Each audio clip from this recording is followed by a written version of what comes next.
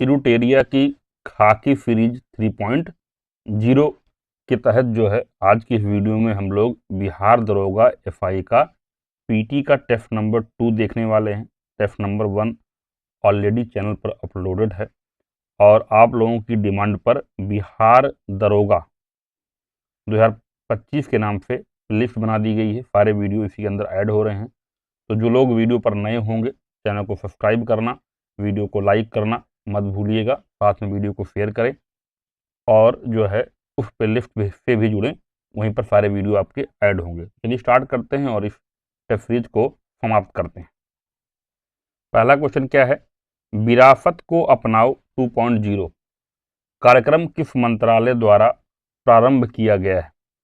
तो बताइए ये किस मंत्रालय का है? तो ये है आपका संस्कृत मंत्रालय का। ठीक है, अगर हम इसकी व्याख्या की बात करें तो संस्कृत मंत्रालय द्वारा सितंबर 2023 में विरासत को अपनाओ 2.0 नामक एक नया संस्करण शुरू किया गया था। पर्यटन मंत्रालय ने पहली बार सितंबर 2017 में विरासत को अपनाओ कार्यक्रम शुरू किया था।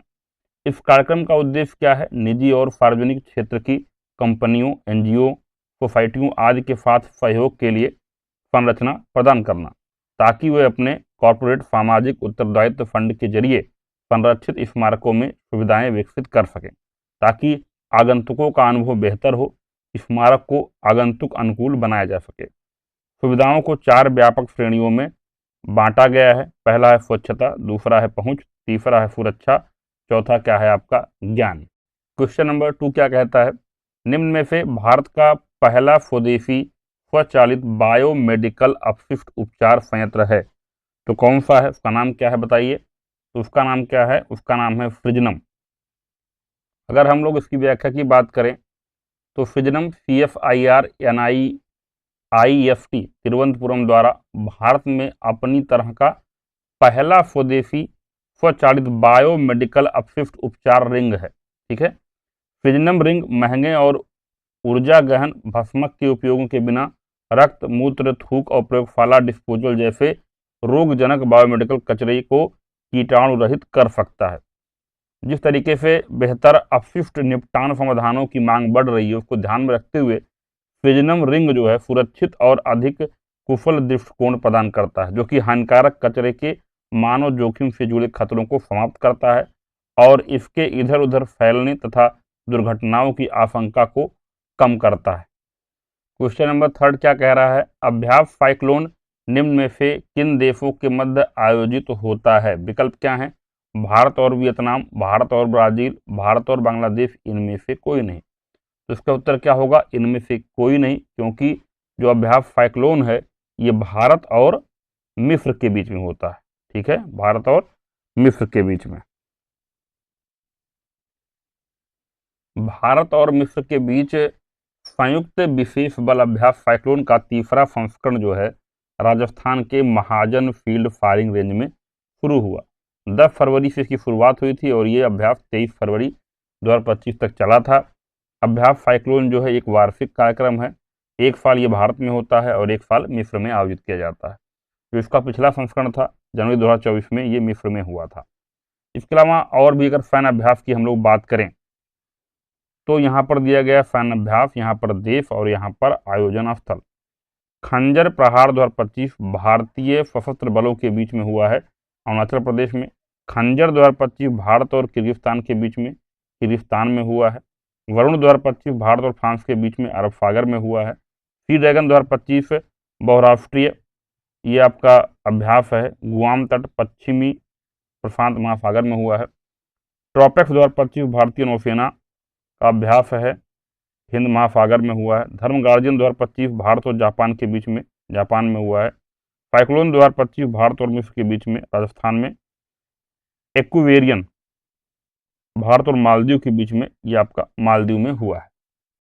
क्वेश्चन नंबर 4, AI एक्शन शिखर सम्मेलन का आयोजन कहाँ किया गया है? तो बताइए आपके विकल्प क्या हैं? चीन है, भारत है, फ्रांस है और संयुक्त अरब अमीरात है। सही उत्तर क्या होगा? फ्रांस। ठीक है, प्रधानमंत्री श्री नरेंद्र मोदी ने पेरिस में फ्रांस के राष्ट्रपति श्री इमैनुअल मैक्रोन के साथ AI एक्शन शिखर सम्मेलन की अध्यक्षता की। इस शिखर सम्मेलन की शुरुआत 6 से 7 फरवरी को विज्ञान दिवस से हुई। इसके बाद 8 से 9 फरवरी को सांस्कृतिक सप्ताहांत का आयोजन किया गया। क्वेश्चन नंबर 5, पीएम आफा योजना के संदर्भ में निम्नलिखित कथनों पर आपको विचार करना है। उपरोक्त में से कौन से कथन सही नहीं है, ये पूछा गया है। ठीक है, ध्यान दीजिएगा।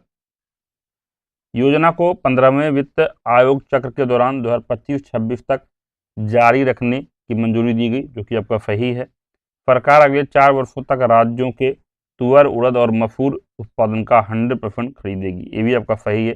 पूछा गया है कि कौन सा सही नहीं है, तो दोनों सही है, तो इसका क्या हो जाएगा, विकल्प डी। क्वेश्चन नंबर 6, हाल ही में किस राज्य ने राष्ट्रीय ई विधान एप्लीकेशन नेवा को अपनाया है? तो आपके विकल्प हैं उत्तर प्रदेश, गुजरात, मध्य प्रदेश, उत्तराखंड। तो सही उत्तर क्या होगा आपका, उत्तराखंड ने अपनाया है। ठीक है, तो इसका उद्घाटन उत्तराखंड के मुख्यमंत्री का नाम बताइए आप लोग, क्या नाम उनका है? उनका नाम है पुष्कर सिंह धामी। पुष्कर सिंह धामी इन्होंने और विधानसभा की जो अध्यक्ष हैं उत्तराखंड की श्रीमती रितु खंडूरी ने मिलकर दोनों ने जो है राष्ट्रीय ई विधान एप्लीकेशन नेवा का जो है उद्घाटन किया है। क्वेश्चन नंबर 7 क्या कह रहा है, निम्न में से किस दिन विश्व सामाजिक न्याय दिवस मनाया जाता है? तो विश्व सामाजिक न्याय दिवस जो मनाया जाता है, ये मनाया जाता है आपका 20 फरवरी को। ठीक है, संयुक्त राष्ट्र महासभा यूएनजीए द्वारा 26 नवंबर 2007 को 62वें सत्र के दौरान स्थापित विश्व सामाजिक न्याय दिवस 2009 में 63वें सत्र के बाद से हर साल 20 फरवरी को मनाया जाता है। यह दिन इस बात पर बल देता है कि शांति, सुरक्षा और सभी मानव अधिकारों और मौलिक स्वतंत्रताओं के सम्मान के बिना सामाजिक न्याय प्राप्त नहीं किया जा सकता। ठीक है, इसके अलावा कुछ और भी जो महत्वपूर्ण तिथियां हैं उनको देख लेते हैं। जैसे आपका 2 फरवरी को क्या मनाया जाता है, विश्व वेटलैंड डे। 4 फरवरी को विश्व कैंसर दिवस। 11 फरवरी को विश्व यूनानी दिवस हकीम अजमल खान। 13 फरवरी को विश्व रेडियो दिवस। 13 फरवरी को राष्ट्रीय महिला दिवस, सरोजिनी नायडू की जयंती भी है। 19 फरवरी को मृदा स्वास्थ्य कार्ड दिवस। 21 फरवरी को अंतर्राष्ट्रीय मातृभाषा दिवस। 28 फरवरी को राष्ट्रीय विज्ञान दिवस, जो कि बहुत ही इंपॉर्टेंट है आपका। ठीक है, क्वेश्चन नंबर 8 क्या कह रहा है, हाल ही में खनन मंत्रालय ने कुछ खनिजों को लघु खनिजों की सूची में से निकालकर प्रमुख खनिजों की श्रेणी में शामिल कर दिया है। इनमें से कौन सा खनिज शामिल नहीं है? तो विकल्प क्या है, लिथियम है, फेल्सफर है, क्वार्ज है, अभ्रक है। तो सही उत्तर क्या होगा, लिथियम। ठीक है, तो खनन मंत्रालय ने 20 फरवरी 2025 की अधिसूचना के माध्यम से आपका जो है बैराइट हो गया, अभ्रक हो गया। ठीक है, इसके अलावा क्वार्ज हो गए, को लघु खनिजों की सूची से निकालकर प्रमुख खनिजों की श्रेणी में शामिल कर लिया है। जैसे क्वार्ज हो गया, फेल्सफर हो गया, ठीक है, और अभ्रक, ये जो है पेग्माटाइट चट्टानों में पाए जाते हैं। क्वेश्चन नंबर 9 क्या कह रहा है, 38वें राष्ट्रीय खेलों के संदर्भ में कथन दिए गए हैं। पूछा गया है कि इनमें से कौन से कथन आपके सही हैं। पहला कथन क्या है, इनका आयोजन 28 फरवरी से 14 फरवरी 2025 के मध्य किया गया, जो कि आपका सही है। खेलों के समापन समारोह में प्रधानमंत्री नरेंद्र मोदी ने मुख्य अतिथि के तौर पर संबोधित किया, ये गलत है। यहाँ पर जो है मोदी जी नहीं मौजूद थे, यहाँ पर मौजूद थे गृह एवं सहकारिता मंत्री श्री अमित शाह जी। ठीक है, अगला है खेल के संस्करण का आयोजन उत्तराखंड में किया गया, ये भी आपका सही है। यानी 1 और 3 क्या है आपके करेक्ट हैं, दूसरा गलत था, क्योंकि समापन समारोह में मुख्य अतिथि कौन थे, केंद्रीय गृह मंत्री अमित शाह जी। अगर इसके बारे में हम लोग और जानें तो इस खेल का जो शुभांकर था वो मौली था, और जो इसका समापन समारोह हुआ है हल्द्वानी उत्तराखंड में हुआ है। 38वें राष्ट्रीय खेलों में सर्विसेज को कुल 121 पदक मिले हैं और इसका पहला स्थान रहा है। महाराष्ट्र को 54 स्वर्ण, 71 रजत, 76 कांस्य पदक मिला है, महाराष्ट्र दूसरे नंबर पर रहा है। हरियाणा को 48 स्वर्ण, 47 रजत और 58 कांस्य मिला है, हरियाणा तीसरे नंबर पर रहा है। और जो आपका 39वें राष्ट्रीय खेल होंगे उसकी मेजबानी जो है मेघालय को दे दी गई है, जिनका आयोजन 2026 में किया जाएगा। क्वेश्चन नंबर 10 क्या कहता है, केंद्रीय बजट 2025-26 में विकास के 4 इंजनों में कौन शामिल नहीं है, पूछा गया है। ठीक है, तो कृषि आपका शामिल है, सूक्ष्म लघु और मध्यम उद्यम शामिल है, निर्यात जो है शामिल है, इसमें आपका अवसंरचना शामिल नहीं है। अवसंरचना के अलावा इसमें क्या शामिल है, निवेश। ठीक है, तो कृषि, सूक्ष्म लघु और मध्यम उद्योग, इसके अलावा आपका निवेश और निर्यात, यही आपके 4 विकास इंजन हैं। केंद्रीय बजट 2025-26 की जो थीम रही है, सबका विकास रही है, और बजट में गरीब, युवा, किसान यानी अन्नदाता, महिलाओं यानी नारी पर ध्यान केंद्रित करते हुए विकास उपायों का प्रस्ताव किया गया है। बजट का मेन उद्देश्य भारत की विकास क्षमता, वैश्विक प्रतिस्पर्धात्मकता को बढ़ाने के लिए कराधान, विद्युत क्षेत्र, शहरी विकास, खनन, वित्तीय क्षेत्र और नियामक सुधारों में परिवर्तनकारी सुधार शुरू करना है। क्वेश्चन नंबर 11, धन्वंतरी आयुर्वेद पुरस्कार किसे प्रदान किया गया है? पहला विकल्प है तारा चंद शर्मा, दूसरा विकल्प है माया राम उनियाल, तीसरा विकल्प है Sameer Govind जमदग्री।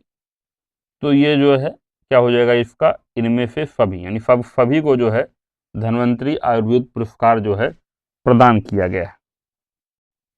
Question number 12, budget 2025-26 के संदर्भ में निम्नलिखित कथनों पर विचार कीजिए। पहला कथन क्या है, नई कर व्यवस्था के अंतर्गत 12 लाख रुपए तक की आय पर कोई आयकर देय नहीं होगा, ये आपका सही है। वेतनभोगी करदाताओं के लिए यह सीमा 75,000 रुपये की मानक कटौती के कारण 12.75 लाख रुपए होगी, ये भी आपका सही है। तो क्या पूछा गया, कौन सा कथन सही है? तो इसका क्या हो जाएगा, बोथ, दोनों क्या हैं आपके सही है। क्वेश्चन नंबर 13 की तरफ चलते हैं। 13 पूछा गया है, आर्थिक सर्वेक्षण 2024-25 के बारे में असत्य कथन का चयन करें। यहाँ पर मत दिया गया है, यहाँ पर भारत का स्थान विभिन्न क्षेत्रों में दिया गया है। ठीक है, तो आइए देखते हैं इसमें। पहला है आपका सेवा निर्माण में 8वां स्थान है। ठीक है, दूसरा है रेलवे नेटवर्क में जो है 4था स्थान है, 4th प्लेस है। और तीसरा है विदेशी मुद्रा भंडार में दिया गया है 3रा स्थान, जो कि क्या है आपका गलत है, विदेशी मुद्रा भंडार में 4था स्थान है। तो विकल्प सी आपका हो जाएगा। अगर इसकी हम व्याख्या देखें तो वैश्विक सेवा निर्यात में 7वां, सांस्कृतिक एवं मनोरंजन सेवाओं में 8वां, निर्माण सेवाओं में 8वां, रेलवे नेटवर्क में 4था, वस्त्र और परिधान के निर्यात में 6ठा, दवा उद्योग मात्रा के हिसाब से 3रा स्थान भारत का है। क्वेश्चन नंबर 14, एआई जनरेटेड बाल यौन शोषण सामग्री को अपराध घोषित करने वाला पहला देश बन गया है। तो ऐसा करने वाला पहला देश कौन बना है, यूनाइटेड किंगडम। अगला सवाल है आपका, आदि महोत्सव के संदर्भ में निम्नलिखित कथनों पर आपको विचार करना है। ठीक है, 2 कथन आपके दिए गए हैं और इसमें पूछा गया है कौन सा सही है। तो इसका आयोजन जनजातीय कार्य मंत्रालय द्वारा किया गया, तो ये कथन आपका क्या है, सही है।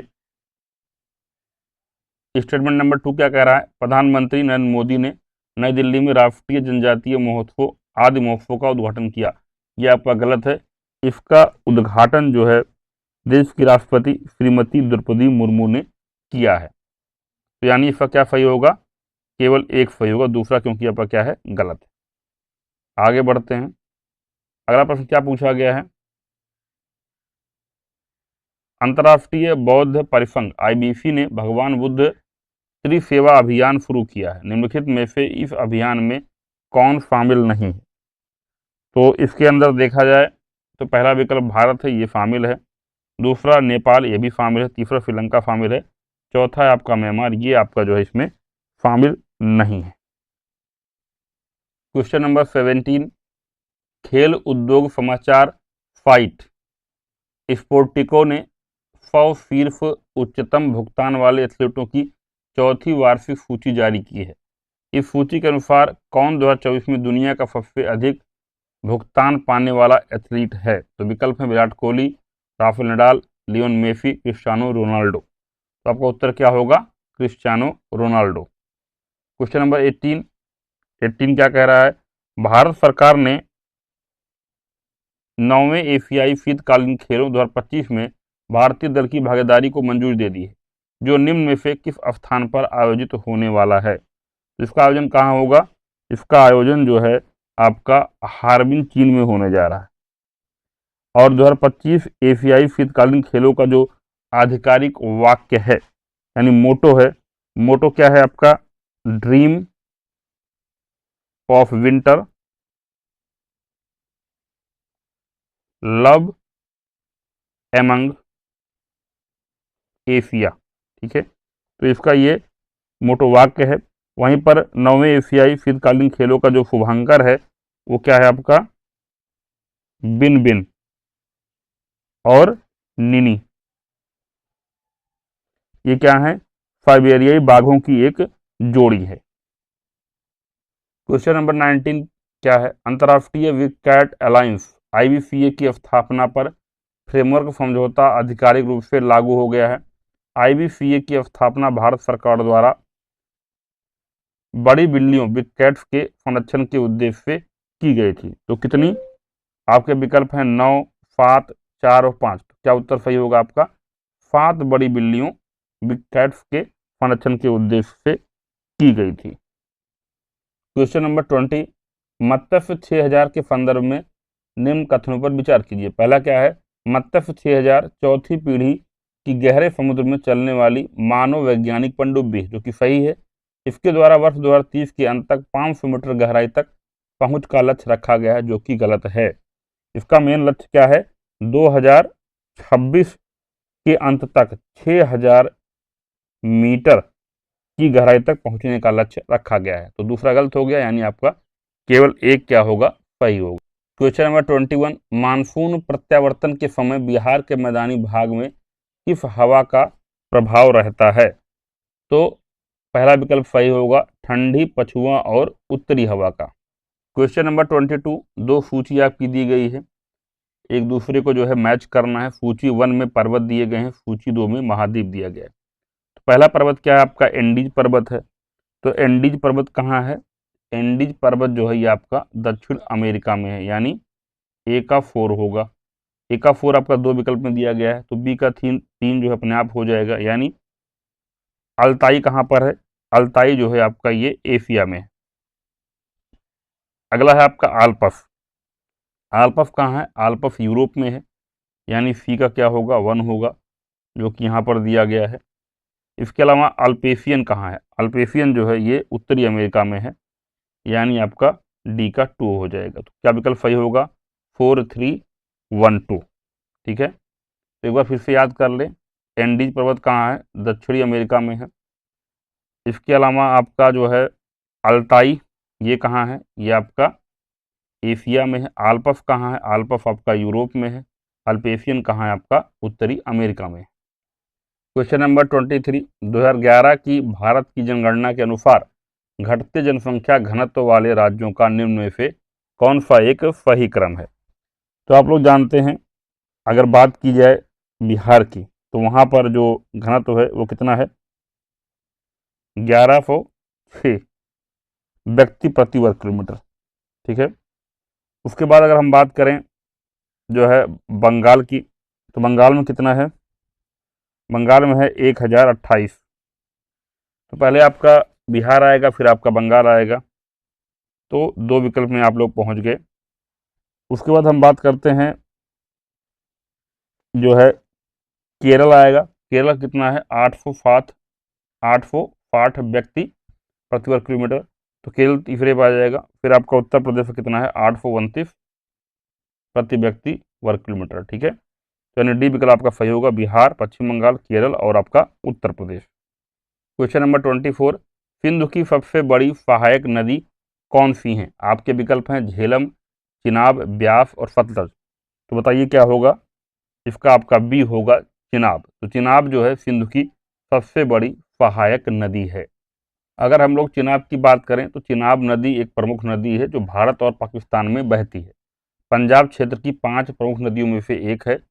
यह 2 प्रमुख धाराओं चंद्रा और भागा के मिलन से बनती है, जो भारत के हिमाचल प्रदेश के लाहौल क्षेत्र में उत्तरी हिमालय से निकलती है। चिनाब अंततः सिंधु नदी में मिलने से पहले जम्मू और कश्मीर, भारत के जम्मू क्षेत्र से होकर पंजाब, पाकिस्तान के मैदानी इलाकों में बहती है। सिंधु जल संधि 1960 में जो कि हस्ताक्षरित हुआ था, की शर्तों के तहत चिनाब का अधिकांश पानी पाकिस्तान को आवंटित किया गया था। भारत को बिजली उत्पादन जैसे गैर उपभोग्य उपयोगों की अनुमति है। चिनाब नदी का उपयोग पाकिस्तान में सिंचाई के लिए बड़े पैमाने पर किया जाता है। इसके जल को कई लिंक नहरों के माध्यम से रावी नदी के चैनल में भी स्थानांतरित किया जाता है। तो यहाँ पर डायग्राम में अच्छे से आप देख सकते हैं सिंधु नदी तंत्र को, ठीक है। तो यहाँ पर सिंधु नदी आप देख रहे होंगे, यहाँ से ये सिंधु नदी आ रही है, ठीक है, अरब सागर में गिर रही है। इसके बाद यहाँ पे अगर ध्यान से देखोगे तो ये आपकी आ रही है झेलम, ठीक है। यहाँ से देखोगे तो ये आ रही है आपकी चिनाब, ठीक है। यहाँ से देखोगे तो ये आ रही है आपकी रावी, रावी आके यहाँ पर आप देखोगे ध्यान से तो ये आपका चिनाब में आके यहाँ पे मिल गई, ठीक है।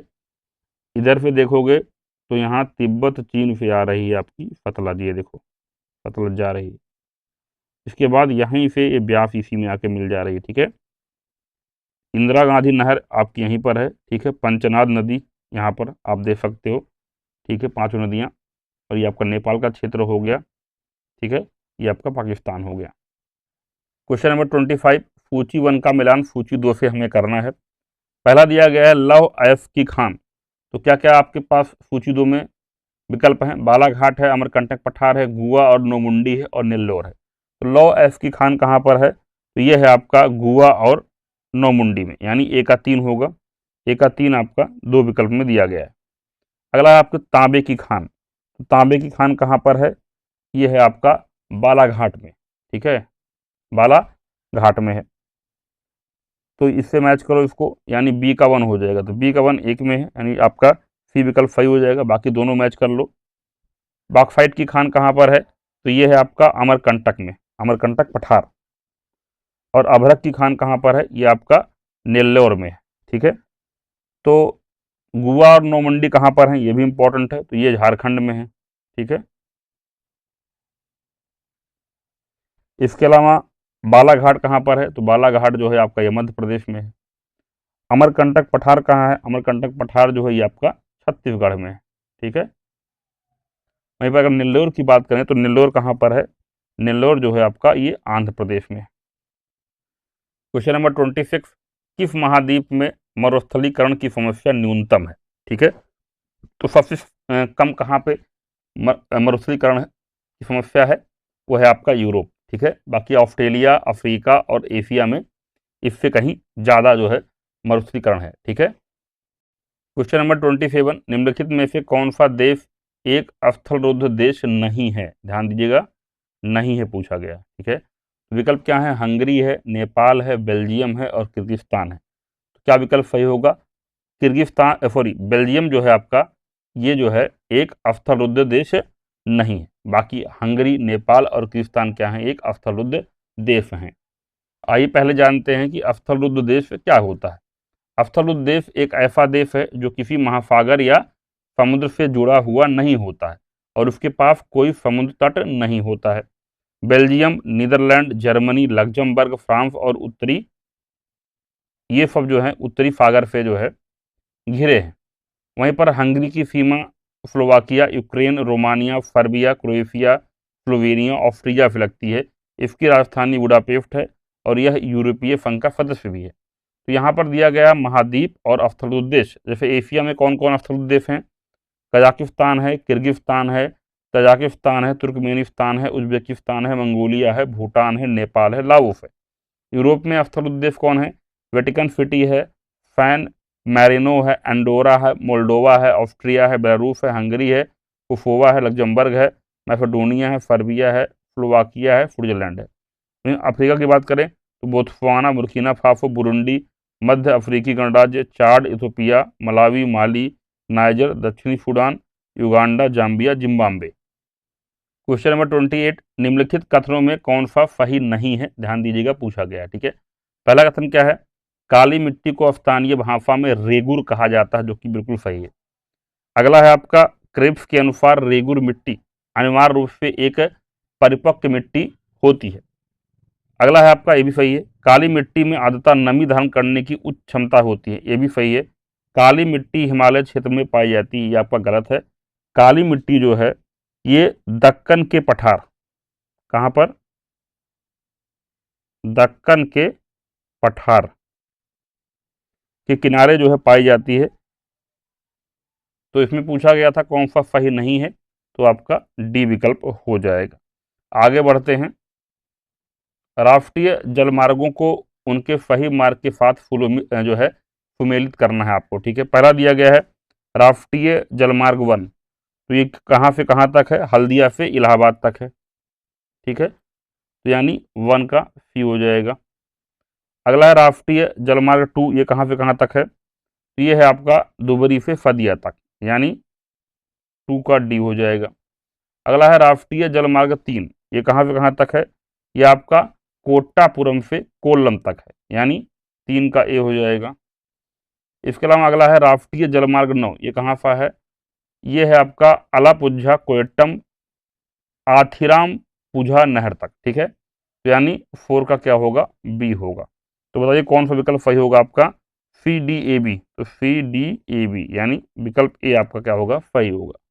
क्वेश्चन नंबर 30, निम्नलिखित में से कौन सा कथन सत्य है, पूछा गया। ठीक है, पहला कथन क्या है, बेंगुला प्रशांत महासागर की एक ठंडी जलधारा है।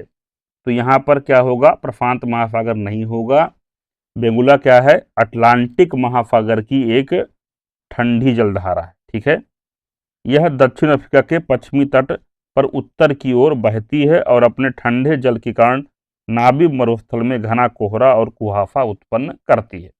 दूसरा कथन क्या है, पहला तो गलत हो गया, समताप मंडल में संवहनीय धाराएं पाई जाती हैं।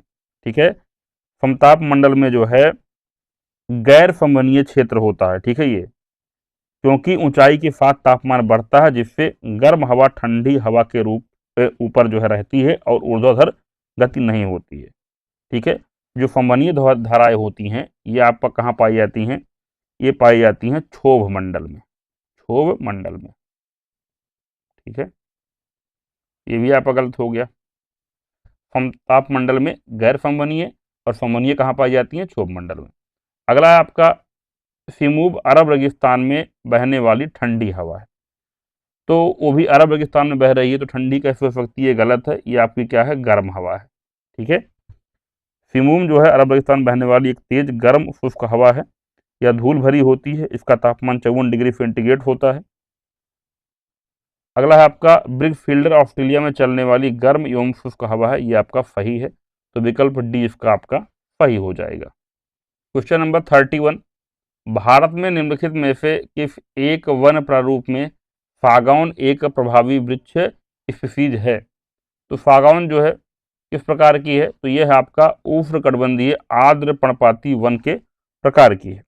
अगर हम बात करें सागौन की, तो ये झारखंड, छत्तीसगढ़, पश्चिम बंगाल, सॉरी पश्चिमी आपका ओडिशा और पश्चिमी घाट के पूर्वी ढलानों पर ये पाई जाती हैं। जो उष्णकटिबंधीय आर्द्र पर्णपाती वन होते हैं इन्हें हम लोग मानसून वन भी कहते हैं। इसके लिए वर्षा जो होती है 100 से 200 सेंटीमीटर होती है। बसंत के मौसम में पेड़ अपने पत्ते गिरा देते हैं। सागौन इस जंगल की प्रमुख प्रजाति है, जबकि बांस, साल, शीशम, चंदन, कुसुम, अर्जुन, सहतूत अन्य व्यावसायिक रूप से महत्वपूर्ण प्रजातियां भी हैं। ठीक है, तो सागौन जो है भारत और दक्षिण पूर्व एशिया के सबसे महत्वपूर्ण लकड़ी के पेड़ों में से एक है। भारत में सबसे महत्वपूर्ण सागौन के जंगल जो है मध्य प्रदेश, महाराष्ट्र, कर्नाटक, तमिलनाडु, केरल और आंध्र प्रदेश में जो है पाए जाते हैं। क्वेश्चन नंबर 32, सूची 1 का सूची 2 से जो है मिलान करना है। पहला है भारतीय संविधान की दूसरी अनुसूची। तो दूसरी अनुसूची में क्या है, वेतन, भत्ते एवं पेंशन, यानी क्या हो जाएगा आपका ए का 2। अगला है भारतीय संविधान की 5वीं अनुसूची। तो 5वीं अनुसूची में क्या है, अनुसूचित क्षेत्रों का प्रशासन, यानी बी का 1 हो जाएगा। अगला है भारतीय संविधान की 9वीं अनुसूची। तो 9वीं अनुसूची में क्या है, भूमि सुधार कानून, यानी सी का क्या होगा, 4 होगा। भारतीय संविधान की 10वीं अनुसूची में क्या है, दल बदल विरोधी कानून, यानी डी का 3 आपका हो जाएगा, यानी 2143। तो 2143 कहाँ पर दिया गया है, 2143 आपका दिया गया है यहाँ पर, यानी आपका सी विकल्प क्या होगा, सही होगा। क्वेश्चन नंबर 33, भारत के संविधान के उद्देश्यों में से एक के रूप में आर्थिक न्याय का किसमें उपबंध किया गया है? पहला विकल्प है उद्देशिका मूल अधिकार, उद्देशिका राज्य की नीति निर्देशक तत्व, मूल अधिकार राज्य की नीति निर्देशक तत्व, उपयुक्त में से किसी में भी नहीं। तो क्या विकल्प सही होगा आपका? बी आपका सही होगा, उद्देशिका और राज्य के नीति निर्देशक तत्व दोनों में जो है आर्थिक न्याय की बात। क्वेश्चन नंबर 34, उच्चतम न्यायालय द्वारा परमादेश जारी करने के संबंध में कौन सा कथन सही है? तो इसमें कौन सा कथन सही होगा आपका? किसी अधिकारी को सरकारी आदेश निभाने के लिए। अगर हम इसकी व्याख्या की बात करें तो अनुच्छेद 32 सुप्रीम कोर्ट और अनुच्छेद 226 हाई कोर्ट को जो है रिट जारी करने का प्रावधान प्राप्त है। परमादेश का अर्थ क्या होता है? हम आज्ञा देते हैं। यह न्यायालय द्वारा एक सार्वजनिक प्राधिकरण को कानूनी कर्तव्यों का पालन करने के लिए निर्देशित करने के लिए जारी किया जाता है, जिसे उसने नहीं किया है या करने से इनकार कर दिया है। भारतीय संविधान में 5 प्रकार की रिट है। पहला है आपका बंदी प्रत्यक्षीकरण, दूसरा परमादेश, तीसरा प्रतिषेध, चौथा क्या है उत्प्रेषण, और आपका 5वां क्या है अधिकार परीक्षा। ये रिट जो है संवैधानिक उपचार के अधिकार का हिस्सा है और मौलिक अधिकारों के उल्लंघन के खिलाफ त्वरित अनुतोष प्रदान करने के लिए प्रयोग किए जाते हैं। बंदी प्रत्यक्षीकरण का प्रयोग उस व्यक्ति को रिहा करने के लिए किया जाता है जिसे गैर कानूनी रूप से हिरासत में लिया गया हो। वहीं पर परमादेश किसी सार्वजनिक अधिकारी को सार्वजनिक कर्तव्य पालन का आदेश देने के लिए जारी किया जाता है। उच्चतर न्यायालय द्वारा निचली न्यायालय को उसके अधिकार क्षेत्र का अतिक्रमण करने से रोकने के लिए प्रतिषेध जारी किया जाता है। उत्प्रेषण आदेश निचली न्यायालय या न्यायाधिकरण के आदेश को रद्द करने के लिए जारी किया जाता है। वहीं पर अधिकार परीक्षा किसी व्यक्ति के सार्वजनिक पद के दावे की वैधता की जांच करने के लिए जारी किया जाता है। क्वेश्चन नंबर 35, भारतीय संविधान में शामिल राज्यसभा सदस्यों के अप्रत्यक्ष चुनाव से संबंधित प्रावधान किस देश के संविधान से लिया गया है? विकल्प क्या है? इंग्लैंड, जर्मनी, यूएसए और दक्षिण अफ्रीका। तो सही उत्तर क्या होगा? दक्षिण अफ्रीका। आइए देखते हैं किस देश से क्या चीजें जो हैं ली गई हैं। जैसे ब्रिटिश संविधान से संसदीय प्रणाली, विधि निर्माण की प्रक्रिया, संसदीय विशेषाधिकार, चुनाव में सर्वाधिक मत के आधार पर जीत की प्रक्रिया, द्विसदनीय व्यवस्था। कनाडा का संविधान, सरकार की संघीय व्यवस्था, केंद्र के पास ऑफिस शक्तियां, संघ तथा राज्य के बीच शक्तियों का वितरण। ऑस्ट्रेलिया के संविधान से समवर्ती सूची, प्रस्तावना की भाषा, केंद्र राज्य संबंध। आयरलैंड के संविधान से राज्य के नीति निर्देशक तत्व, राष्ट्रपति के निर्वाचक मंडल एवं निर्वाचन की पद्धति, राष्ट्रपति द्वारा राज्यसभा में सामाजिक सेवा, साहित्य, कला एवं विज्ञान के क्षेत्र में ख्याति प्राप्त व्यक्तियों का मनोनयन। जापान का संविधान, इससे लिया गया है विधि द्वारा स्थापित प्रक्रिया। दक्षिण अफ्रीका के संविधान से क्या लिया गया है? संविधान संशोधन की प्रक्रिया। क्वेश्चन नंबर 36, कौन सी 1992 के 73वें संशोधन अधिनियम की विशेषता नहीं है? ध्यान दीजिएगा क्या पूछा गया है, नहीं है। पहला क्या है? इस अधिनियम ने भारतीय संविधान में 11वीं अनुसूची के अतिरिक्त एक नया भाग 9 सम्मिलित किया। ये तो आपका सही है। इस अधिनियम ने भारतीय संविधान के अनुच्छेद 40 को व्यवहारिक रूप प्रदान किया। ये भी सही है। यह सहभागी लोकतंत्र को प्रतिनिधिक लोकतंत्र में परिवर्तित करता है, जो कि क्या है आपका गलत है। इस अधिनियम के अधिनियमित होने के पश्चात पंचायतों का गठन राज्य सरकार की इच्छा पर निर्भर नहीं है। ये भी आपका क्या है, सही है। अगर हम 1992 के 73वें संशोधन अधिनियम की बात करें तो इसने संविधान में एक नया भाग 9 और 11वीं अनुसूची को पेश किया, जिसका शीर्षक पंचायत था, जिसमें अनुच्छेद 243 से 243 ओ के प्रावधान थे और एक नई 11वीं अनुसूची जिसमें 29 विषयों को शामिल किया गया था। इन विषयों का उल्लेख अनुच्छेद 243 जी में किया गया है। पंचायती राज संस्थाओं की स्थापना के पीछे जो मेन उद्देश्य था वो था सामाजिक न्याय, आर्थिक अधिकारिता। त्रिस्तरीय संरचना की स्थापना, ग्राम पंचायत अर्थात मतलब ग्राम लेवल पर ग्राम पंचायत, मध्यवर्ती पंचायत यानी पंचायत समिति और जिला पंचायत यानी जिला परिषद का जो है गठन किया गया। अनुसूचित जाति अनुसूचित जनजाति के लिए उनकी जनसंख्या के अनुपात में सीटों का आरक्षण जो है 3 अलग अलग स्तरों पर, महिलाओं के लिए सीटों की 1/3 यानी 1/3 आरक्षण से कम नहीं है। चुनाव कराने के लिए राज्य चुनाव आयोग का गठन किया गया। जिलों के लिए विकास योजनाएं तैयार करने के लिए जिला योजना समितियों का गठन किया गया। क्वेश्चन नंबर 37, प्रतिष्ठा एवं सुनवाई का अधिकार किस अनुच्छेद के तहत लोगों को मिलता है? तो कौन सा अनुच्छेद होगा? अनुच्छेद 21। क्वेश्चन नंबर 38, निम्नलिखित में से कौन राज्य सूचना आयोग के मुख्य एवं अन्य सूचना आयुक्तों को कदाचार एवं अक्षमता के आधार पर हटा सकता है? पहला है आपका राज्य सरकार, दूसरा राज्यपाल, तीसरा मुख्यमंत्री, चौथा आपका राष्ट्रपति। कौन सा विकल्प सही होगा? राज्यपाल आपका सही होगा। क्वेश्चन नंबर 39, अगस्त 1953 में भारत सरकार द्वारा गठित राज्य पुनर्गठन आयोग के सदस्यों में कौन कौन शामिल थे? विकल्प हैं आपके सर तेज बहादुर सप्रू, जस्टिस फजल अली, के.एम. पनिकर, हृदयनाथ कुंजरू। तो राज्य पुनर्गठन जो आयोग बना था इसके जो सदस्य थे जस्टिस फजल अली, के.एम. पनिकर और हृदयनाथ कुंजरू थे। यानी आपका विकल्प 2, 3, 4 क्या होगा? सही होगा। जस्टिस जो फजल अली थे ये जो है इस आयोग के क्या थे? अध्यक्ष थे। ठीक है। क्वेश्चन नंबर 40, किस अधिनियम ने केंद्र और प्रांतों के लिए 3 अलग अलग सूचियों के साथ अलग अलग विधायी विषय प्रदान किए? तो ये किसके द्वारा किया गया था? भारत शासन अधिनियम 1935 के द्वारा। भारत सरकार अधिनियम 1935 ब्रिटिश संसद द्वारा पारित एक ऐतिहासिक कानून था। यह अधिनियम भारत के शासन की रूपरेखा के रूप में कार्य करता था और ब्रिटिश संसद द्वारा पारित सबसे लंबा और विस्तृत अधिनियम था। इस अधिनियम ने भारत में संघीय व्यवस्था की अवधारणा पेश की, जिसमें केंद्र सरकार, प्रांतीय सरकारें और समवर्ती सूची के बीच शक्तियों का विभाजन किया गया। यह पहली बार था जब इस तरह का भेद औपचारिक रूप से स्थापित किया गया था। इस अधिनियम में 3 सूचियां प्रदान की गई। पहला है संघीय सूची, जिसमें आपका रक्षा, विदेशी मामले, रेलवे जैसे राष्ट्रीय महत्व के विषय केंद्र सरकार द्वारा नियंत्रित थे।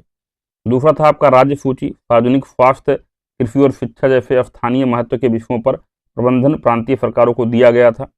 वहीं पर बात करें समवर्ती सूची, ऐसे विषय जिनके लिए केंद्र और प्रांतीय सरकारें दोनों द्वारा संयुक्त कार्रवाई की आवश्यकता होती है, जैसे आपराधिक कानून और विवाह। इस अधिनियम ने प्रांतों को स्वायत्तता भी प्रदान की, जो स्वशासन की दिशा में एक महत्वपूर्ण कदम था। हालांकि अंग्रेजों ने विशेष रूप से रक्षा और विदेशी संबंधों जैसे क्षेत्रों में महत्वपूर्ण नियंत्रण बनाए रखा।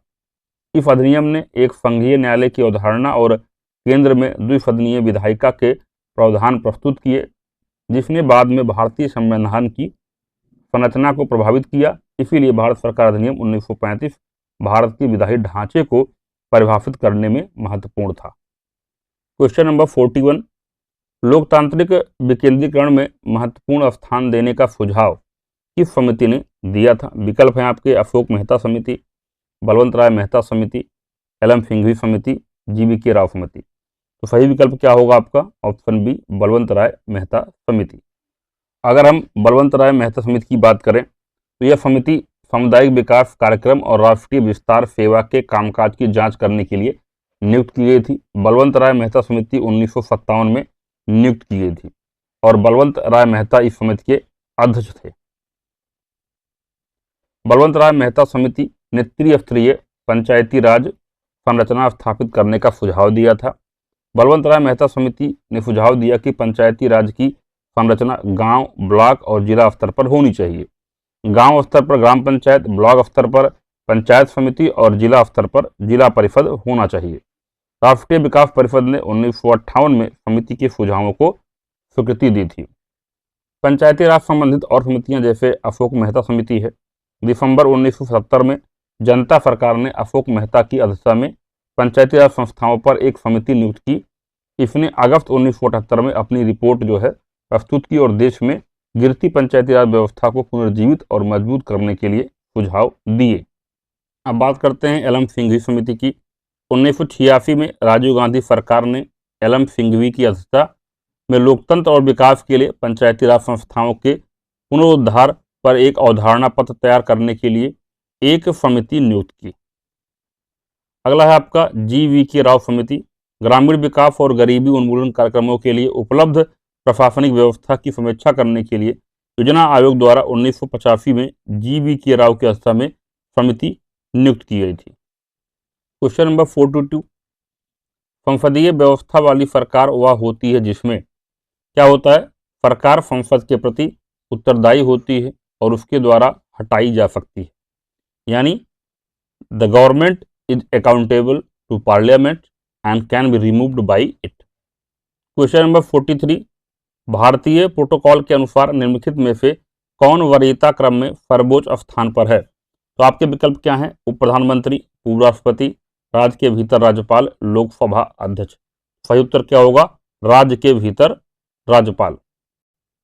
राज्य के राज्यपाल वरीयता क्रम में किसी राज्य में सर्वोच्च पद रखते हैं। तो आइए देखते हैं भारत की वरीयता क्रम जो है किस प्रकार है। पद 1 राष्ट्रपति का, पद 2 उपराष्ट्रपति, पद 3 प्रधानमंत्री, पद 4 राज्यों के राज्यपाल उनके संबंधित राज्यों के अंदर, पद 5 पूर्व राष्ट्रपति उप प्रधानमंत्री, पद 5 में उप प्रधानमंत्री, पद 6 क्या होगा? मुख्य न्यायाधीश, लोकसभा अध्यक्ष, पद 7 में क्या होगा? भारत सरकार के कैबिनेट मंत्री, राज्यों के मुख्यमंत्री अपने अपने राज्यों के भीतर, योजना आयोग के उपाध्यक्ष। ठीक है, अब ये जो स्थिति है ये मौजूद नहीं है, नीति आयोग ने जो है योजना आयोग को हटा दिया है। इसके बाद पूर्व प्रधानमंत्री, राज्यसभा में विपक्ष के नेता और लोकसभा में विपक्ष के नेता। वहीं पर पद 7A क्या होता है? भारत रत्न के जो है प्राप्तकर्ता। क्वेश्चन नंबर 44, एक धनराशि 8% की वार्षिक चक्रवृद्धि ब्याज की दर पर जमा की जाती है। यदि पहले वर्ष का ब्याज 144 रुपये है तो दूसरे वर्ष के लिए ब्याज की राशि ज्ञात कीजिए। तो अगर हम लोग इसको देखें तो पहले हम लोग धनराशि निकाल लेते हैं। तो आपको पता ही है क्या होता है आपका 144 यानी जो आपका ब्याज है PRT बाई 100 लगा दो, P इंटू R कितना है 8, एक साल के लिए बाई 100। तो यहाँ से अमाउंट निकाल लोगे आप लोग तो 144 इंटू 100 डिवाइड बाई क्या हो जाएगा 8 हो जाएगा, 4 2 जा 8 और आपका 25 चौका 100, 2 से काटोगे ये 72 आ जाएगा, 72 इंटू 25, 25 दूना 50, 25 सत्ते 175 और 5 180, यानी 1800 रुपये आपका क्या आ गया? धनराशि आ गई, अमाउंट आ गया। ठीक है, अब हमें दूसरे वर्ष के लिए क्या निकालना है? ब्याज निकालना है। तो सिंपल तरीका होगा, हमारे पास जो है अमाउंट कितना है, तो पहले वर्ष हमारे पास अमाउंट कितना था? 1800 रुपये था, लेकिन हमने उस साल जो है ब्याज कितना कमाया? 144। तो टोटल हमारे पास जो अमाउंट है प्रेजेंट टाइम में वो हो जाएगा आपका 1944 रुपये। ठीक है, क्योंकि हम लोग क्या देख रहे हैं? चक्रवृद्धि ब्याज से चल रहे हैं। ठीक है, तो ये 1944 हो गया। अगले साल के लिए यानी 1 हो जाएगा, R कितना है? 8% है बाई 100। तो यहाँ से जो है आपका जो दूसरा वर्ष है उसके लिए ब्याज राशि निकल के आ जाएगी। तो जब आप लोग इसको सॉल्व करोगे तो ये आएगा आपका 155.52 रुपये, यानी विकल्प बी आपका सही होगा। अगर इसको हम थोड़ा सा शॉर्ट ट्रिक से चलें निकालने के लिए तो क्या करेंगे? अगर हम इसको शॉर्ट ट्रिक फॉलो करें तो सीधे हम लोग क्या करेंगे? ब्याज से ही निकाल लेंगे। 144 जो था आपका ये पहले साल का है, तो दूसरे साल का क्या हो जाएगा? 144 इंटू 8 डिवाइड बाई 100। इसको सॉल्व करोगे तो सीधे आपका 155.52 रुपये आ जाएगा, यानी डायरेक्ट आप लोग जो है शॉर्ट ट्रिक से भी निकाल सकते हो। तो चाहे आप लोग बेसिक से निकालो चाहे आप शॉर्ट ट्रिक से निकालो। ठीक है, क्वेश्चन नंबर 45, 120 विद्यार्थियों की एक कक्षा में 75% लड़कियां हैं। यदि 20% लड़के मोटरसाइकिल से विद्यालय आते हैं तो मोटरसाइकिल से विद्यालय ना आने वाले लड़कों की संख्या ज्ञात कीजिए। तो टोटल जो स्टूडेंट हैं वो कितना है? 120 है। इसमें से जो है 75% लड़कियां हैं, तो लड़के कितना होंगे, टोटल आपको पता ही होता है 100%, तो 75% लड़कियां हैं, यानी 25% क्या होंगे, लड़के होंगे। तो 120 इंटू 25 डिवाइड बाई 100, 25 चौका 100 और 4 3 12, यानी 30 जो हैं वो क्या हैं, बॉयज हैं। ये हमने यहाँ से निकाल लिया। और 90 कितनी है, गर्ल्स हैं, ठीक है, क्योंकि टोटल है 120। अब कह रहा है कि जो ये बॉयज हैं 30, इसमें से 20% लड़के जो है मोटरसाइकिल से विद्यालय आते हैं।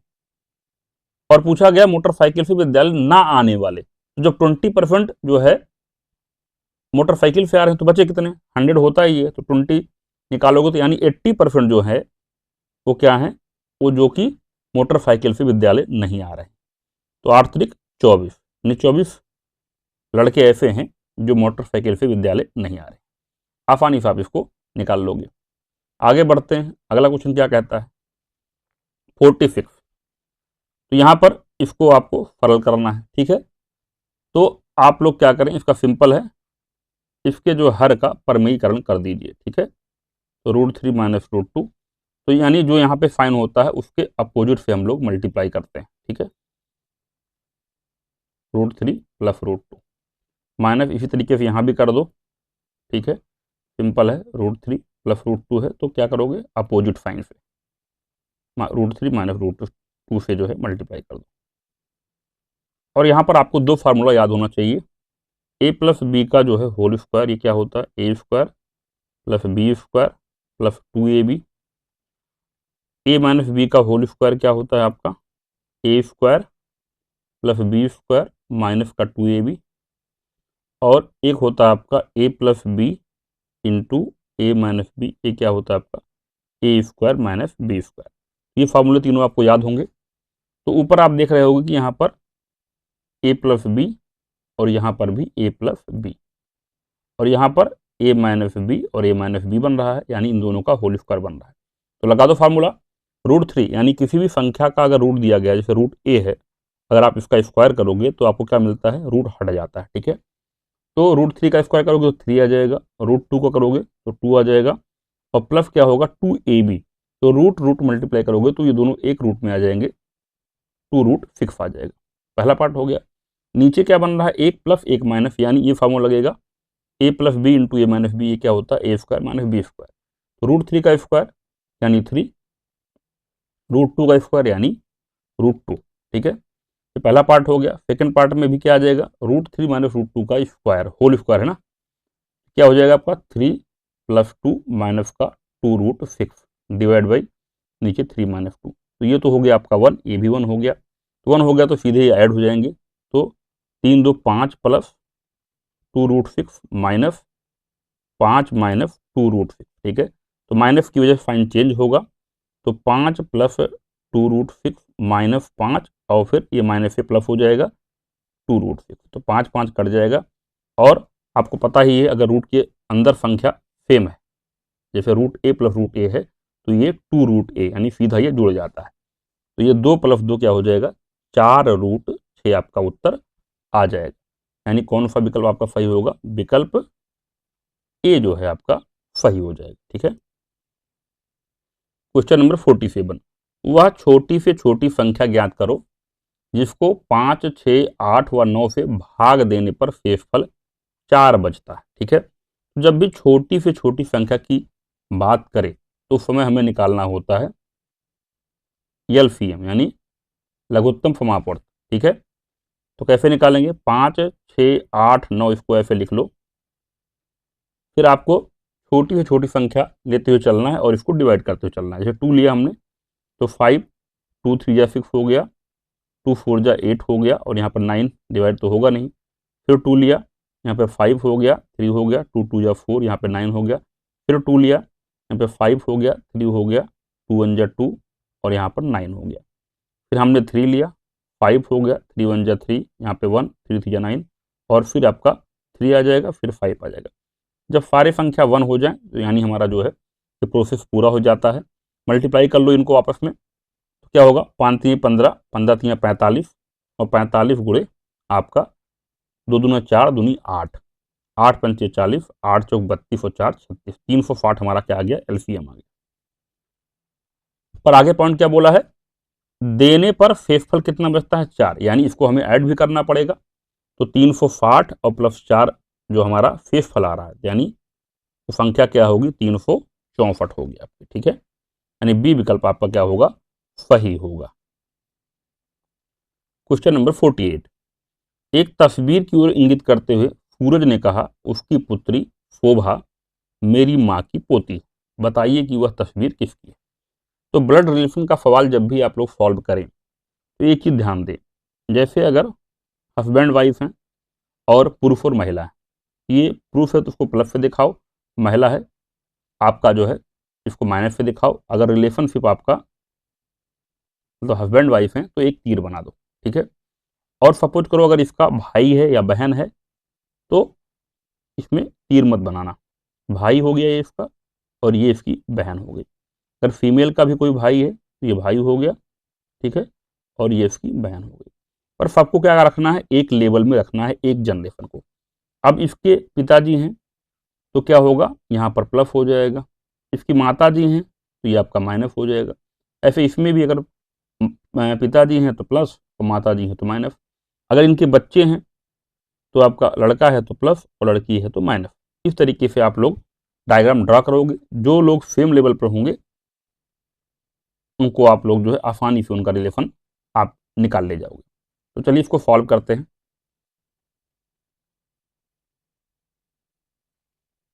तो यहाँ पर क्या बोला गया है, एक तस्वीर है, चलिए एक तस्वीर होगी, इसकी ओर इंगित करते हुए सूरज ने कहा, उसकी पुत्री, यानी इस तस्वीर की पुत्री, यानी पुत्री तो नीचे आएगी और माइनस लगा दो, पुत्री है, डॉटर है, शोभा, इसका नाम क्या है, शोभा है, मेरी माँ की पोती, मेरी यानी किसकी बात हो रही है, सूरज की बात हो रही है, तो यहाँ पे सूरज आ गया, सूरज की माँ यानी इसके ऊपर आएगी, सूरज की माँ हो गई, की पोती, इसकी पोती यानी सूरज की बेटी यहाँ आएगी, ठीक है। अब ये बात किसके बारे में हो रही है, ये बात हो रही है शोभा के बारे में, यानी ये दोनों सेम लेवल पर आ रहे हैं, यानी ये जो है ये शोभा ही है, ठीक है। और सूरज और ये तस्वीर वाला व्यक्ति एक लेवल पर आ रहा है, यानी ये सूरज ही है। क्या उत्तर सही होगा आपका, स्वयं सूरज, ठीक है। तो इस तरीके से आप लोग जो है इसको आसानी से निकाल सकते हैं। क्वेश्चन नंबर 49, कथन दिया गया है, निष्कर्ष दिया गया।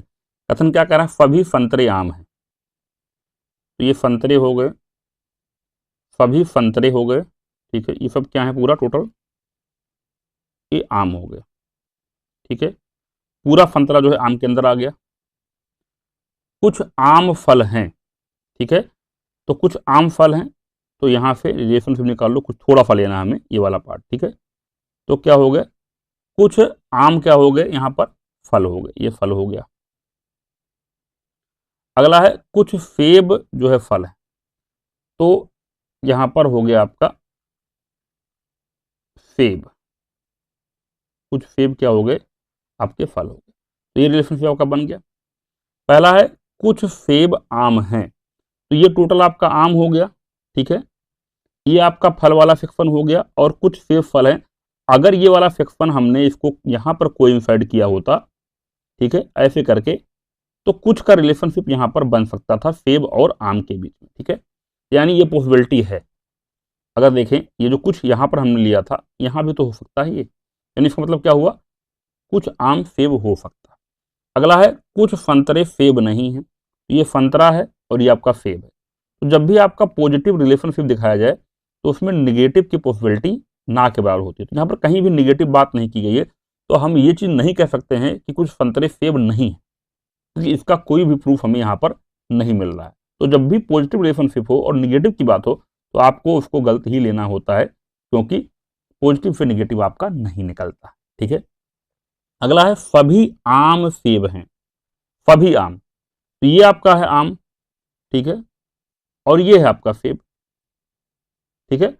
अब सभी आम सेब होने की पॉसिबिलिटी कितनी है, अगर देखा जाए तो संभवतः है ये, अगर हमने पूरा इसको ले लिया यहाँ पर भी फल वाले सेक्शन में, तब भी पॉसिबिलिटी नहीं, ठीक है। तो ऑल रिलेशनशिप जो है फॉलो नहीं हो पाएगा, सम का होता तो फॉलो हो जाता, ऑल नहीं फॉलो हो पाएगा।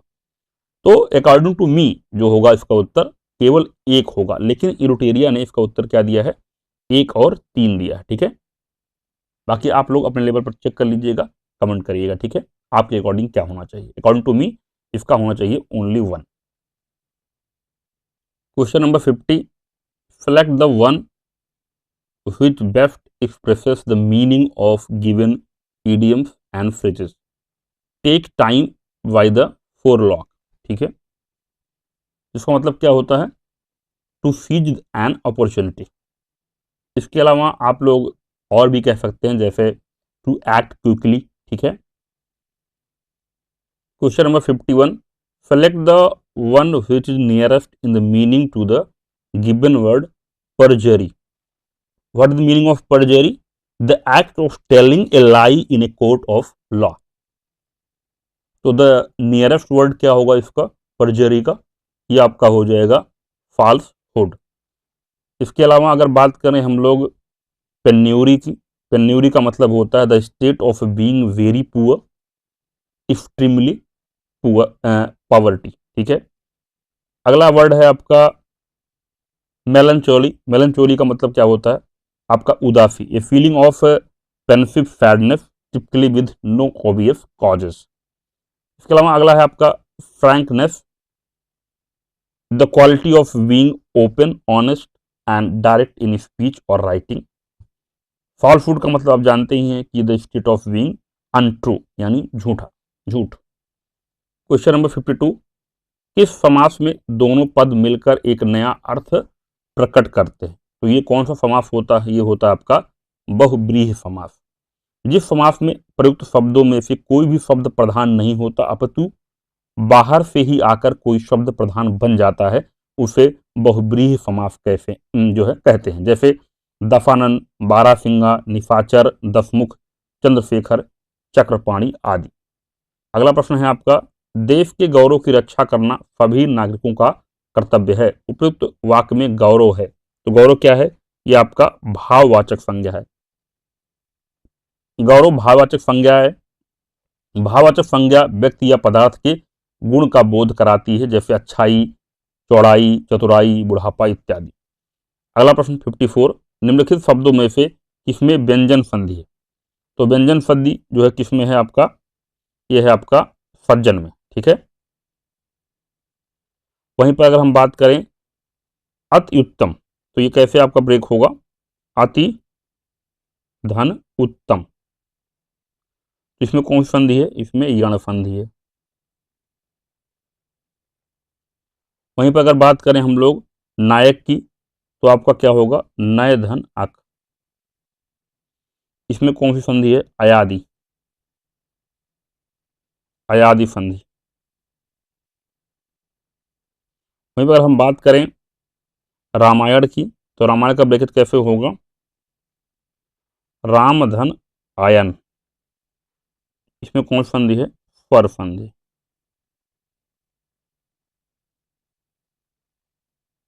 क्वेश्चन नंबर 55, सूची 1 को सूची 2 से सुमिलित कीजिए तथा नीचे दिए गए कूट का प्रयोग कर सही उत्तर चुनिए। यहाँ पर विद्रोही नेता दिए गए हैं, यहाँ पर विद्रोह का केंद्र दिया गया है।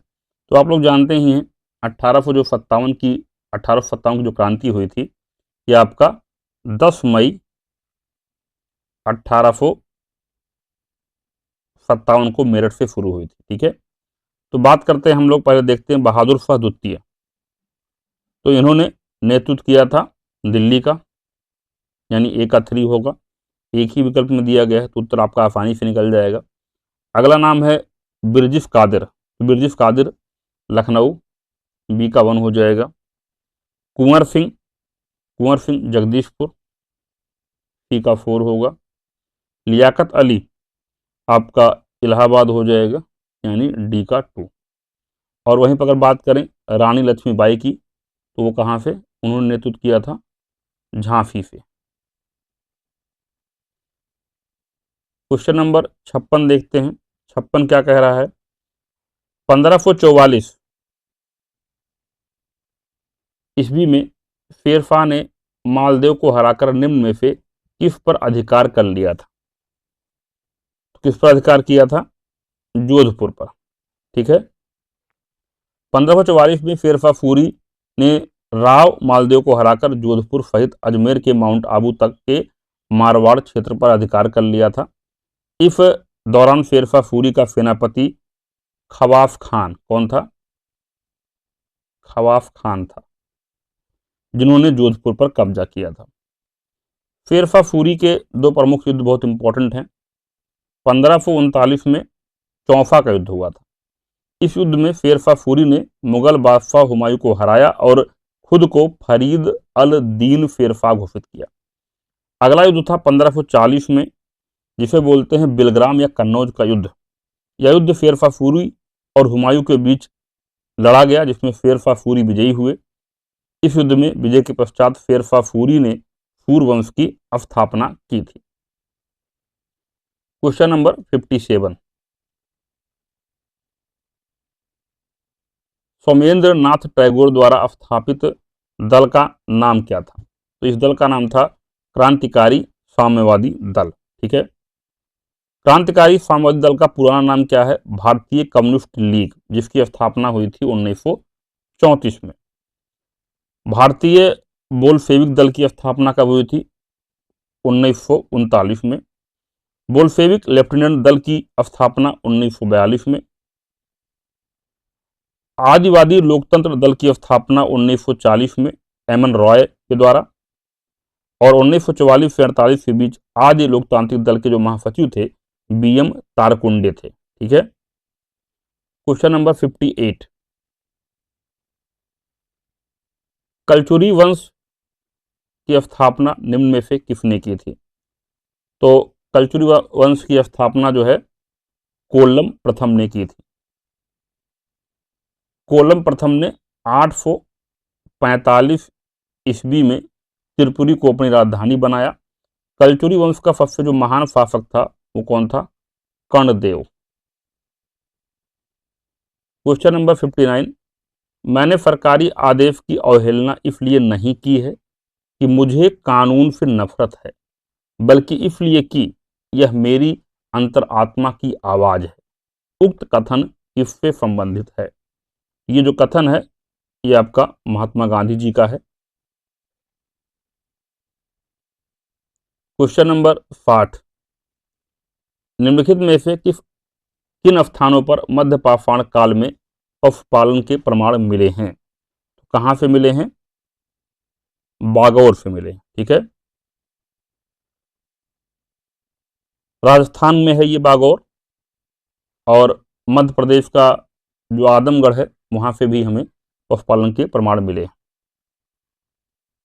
बागौर जो है राजस्थान, ये भारत का सबसे बड़ा मध्य पाषाणकालीन आवास स्थल माना जाता है। आदमगढ़ मध्य प्रदेश, जो कि नर्मदा नदी के तट पर स्थित है, जहां से जंगली और पालतू जानवरों की हड्डियां मिली। क्वेश्चन नंबर 51, भारत छोड़ो आंदोलन के दौरान किस स्थान पर समांतर सरकार की स्थापना की गई थी? तो समांतर सरकार कहाँ कहाँ बनी थी? बहुत इंपॉर्टेंट है। बलिया में बनी थी, सतारा में बनी थी, मिदनापुर में बनी थी। ठीक है, यानी 1, 2, 3 में बनी थी। 1942 के भारत छोड़ो आंदोलन के दौरान कई जगहों पर समांतर सरकार की स्थापना की गई थी, जिनमें बलिया, सतारा, तामलुक यानी मिदनापुर प्रमुख थी।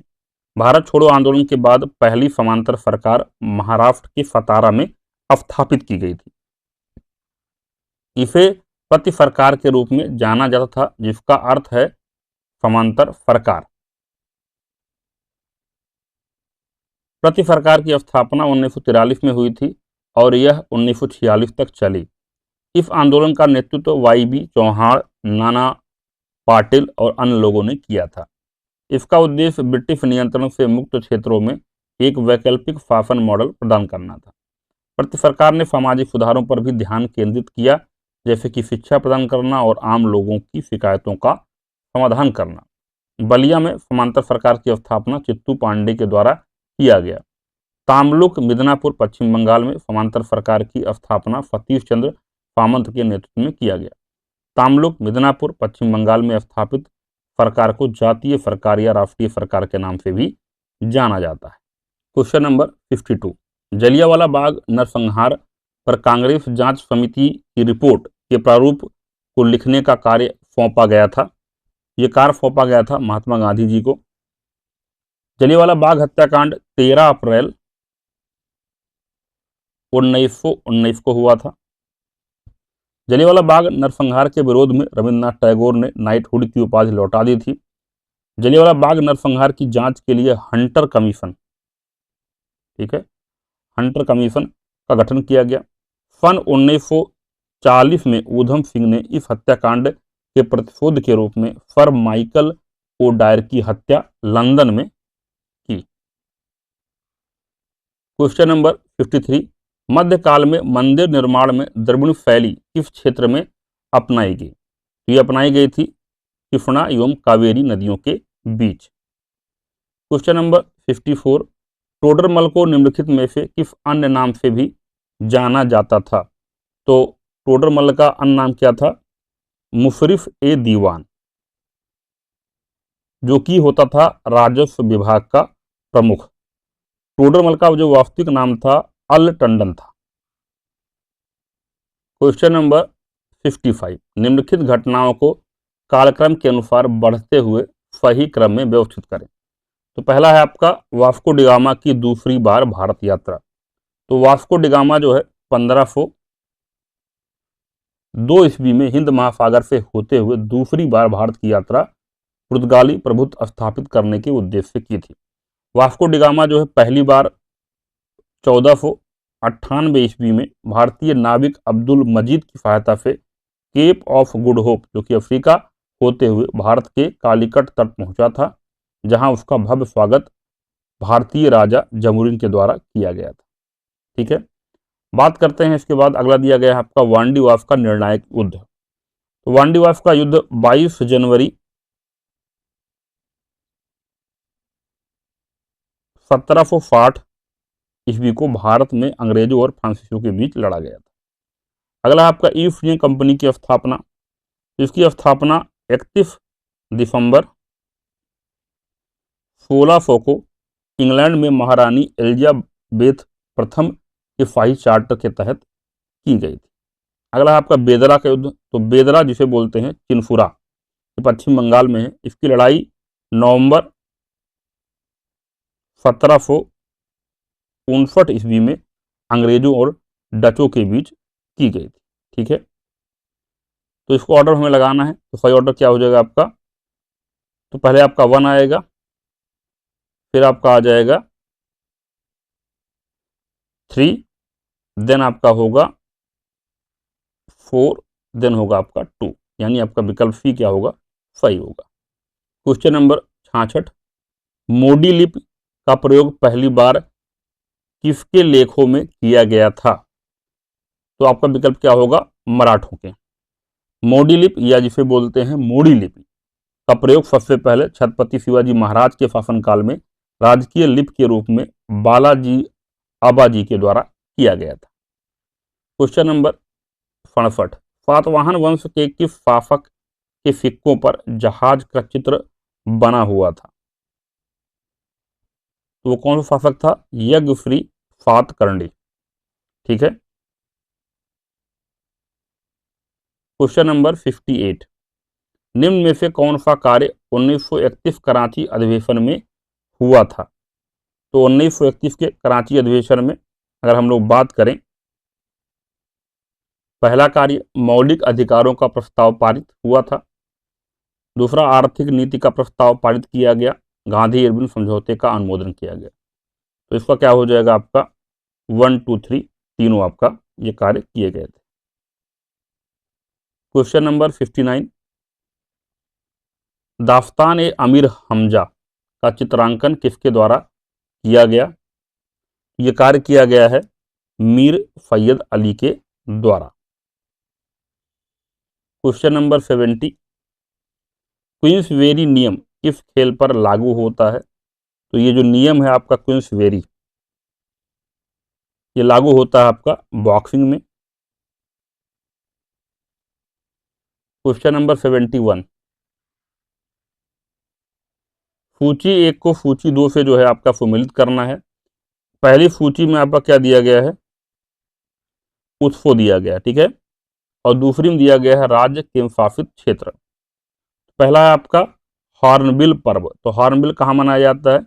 ये आपका नागालैंड में मनाया जाता है, यानी ए का क्या होगा? 4 होगा। ठीक है, 2 विकल्प में दिया गया है।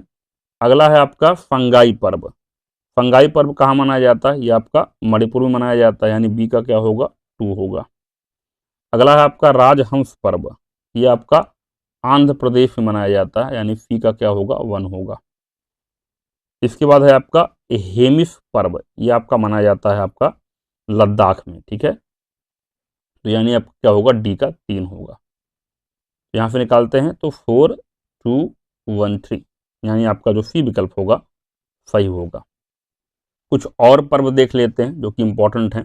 तेजानी मेला खजुराहो उत्सव मध्य प्रदेश में, मोढेरा नृत्य महोत्सव पतंग महोत्सव गुजरात, सूरजकुंड शिल्प मेला हरियाणा, अम्बुबाची उत्सव असम में, फागा दाबा सिक्किम में, खर्ची पूजा त्रिपुरा में, लोफर महोत्सव सोलुंग आंध्र प्रदेश में, गंगा दशहरा उत्तराखंड में मनाया जाता है। क्वेश्चन नंबर 72, भारतीय उर्वरक निगम की स्थापना किस वर्ष हुई थी? यानी fertilizers corporation of India, FCI की स्थापना जो है ये 1961 में हुई थी, यानी विकल्प सी आपका क्या होगा? सही होगा। अगला प्रश्न है, विश्व बैंक समूह 5 अंतर्राष्ट्रीय संगठनों का एक विस्तारित परिवार है, तो दिए गए कूट में से आपको सही उत्तर जो है चूज करना है। ठीक है, तो इसमें क्या क्या दिया गया है? तो देखिए, इसमें पहला दिया गया है अंतर्राष्ट्रीय मुद्रा कोष। ठीक है, तो ये आपका नहीं होगा। अगला है आपका अंतर्राष्ट्रीय विकास संघ, IDA, ये सही है। बहुपक्षीय निवेश गारंटी एजेंसी मीगा, ये भी सही है। अंतर्राष्ट्रीय निवेश विवाद निपटान केंद्र, ICFID, ये भी आपका सही है, यानी 2 3 4 डी विकल्प आपका सही होगा। तो इसके अलावा आपके क्या बच गए? इसके अलावा 2 आपकी और हैं, तो एक है आपका IBRD, क्या है? IBRD, यानी अंतर्राष्ट्रीय पुनर्निर्माण एवं विकास बैंक।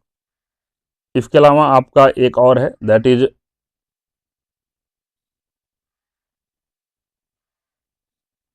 IFC, यानी अंतर्राष्ट्रीय वित्त निगम। विश्व बैंक की जो स्थापना है ये जुलाई 1944 में ब्रिटेन वुड्स सम्मेलन के दौरान हुई थी। विश्व बैंक का मुख्यालय वाशिंगटन DC में है। वर्तमान में विश्व बैंक के अध्यक्ष अजय बंगा है। क्वेश्चन नंबर 74, विश्व का प्रथम 3D प्रिंटेड रॉकेट का नाम क्या है? तो इसका नाम है आपका टेरान 1। ठीक है, दुनिया का पहला 3D प्रिंटेड रॉकेट टेरान 1 अमेरिकी कंपनी रिलेटिविटी स्पेस के द्वारा विकसित किया गया है। क्वेश्चन नंबर 75, मशहूर उपन्यास ए हाउस फॉर मिस्टर विश्वास के लेखक कौन हैं? तो इसके लेखक जो हैं VS नायपाल हैं। ठीक है, ये जो उपन्यास है 1961 में मिस्टर BS नायपाल द्वारा जो है लिखा गया था। ठीक है, और 2001 में इसके लिए इनको साहित्य में नोबेल पुरस्कार मिला था। ठीक है, कुछ और पुस्तकें देख लेते हैं। BS नायपाल की जो कुछ पुस्तकें और हैं, जैसे a bed in the river, Miguel street, in a free state, the enigma of arrival. इसके अलावा कुछ और भी लेखक हैं जिनकी पुस्तकें पूछी जाती हैं, जैसे विक्रम सेठ की पुस्तक है a suitable boy, the golden gate, Arundhati Roy की पुस्तक the god of small things, capitalism a ghost story. वहीं पर अमिताभ घोष की किताब है sea of poppies, doctor F Radhakrishnan की किताब है Indian philosophy, Hindu view of life. Question number 76, केंद्रीय टफर अनुसंधान प्रशिक्षण संस्थान कहाँ स्थित है? ये आपका रांची के अंदर स्थित है और इसकी स्थापना 1964 में हुई थी। इसके अलावा अगर हम बात करें केंद्रीय चावल अनुसंधान केंद्र, ये कहाँ पर है? कटक में है। इसके अलावा राष्ट्रीय गन्ना प्रजनन संस्थान, ये कोयम्बटूर में है। ठीक है, इसके अलावा केंद्रीय आलू अनुसंधान संस्थान, ये आपका शिमला में है, आलू वाला। केंद्रीय रेशम अनुसंधान संस्थान, ये कहाँ पर है? आपका मैसूर के अंदर स्थित है। ठीक है, आगे बढ़ते हैं। 77, निम्नलिखित पर विचार कीजिए, उपरोक्त में से कौन सी ट्रॉफी फुटबॉल से संबंधित है? तो फुटबॉल से संबंधित कौन है? डूरंड कप हो गया आपका, सुब्रतो कप हो गया और आपका संतोष ट्रॉफी हो गया, यानी 1, 3, 4, यानी विकल्प डी आपका सही है।